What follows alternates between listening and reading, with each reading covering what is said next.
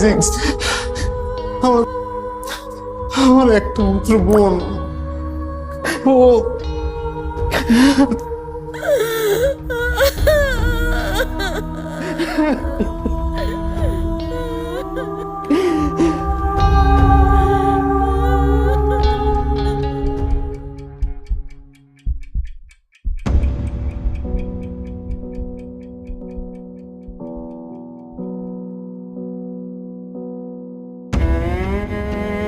আবিদ ভাই, আবিদ ভাই, বল।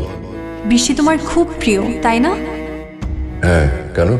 তোমার প্রিয় বৃষ্টি আমার প্রিয় মেঘ, কারণ মেঘগুলোই তোমার প্রিয় বৃষ্টি হয়ে নেমে আসে।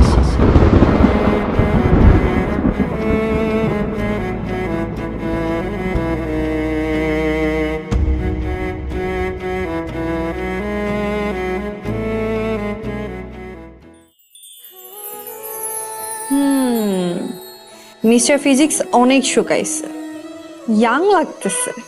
গুড, যত বেশি ইয়াং হবা তত বেশি মেড ফর ইচ আদার।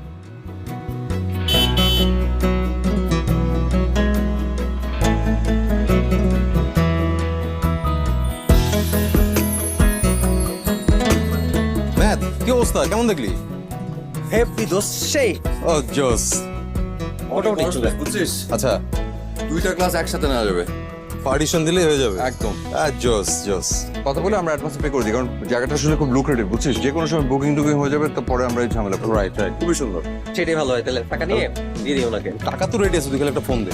কিন্তু তুই একবার তোর দেখা উচিত, একবার না দেখলে তুই হাই, আমি নাইলা, ইন্টারমিডিয়েট ফার্স্ট ইয়ার, সায়েন্সের স্টুডেন্ট।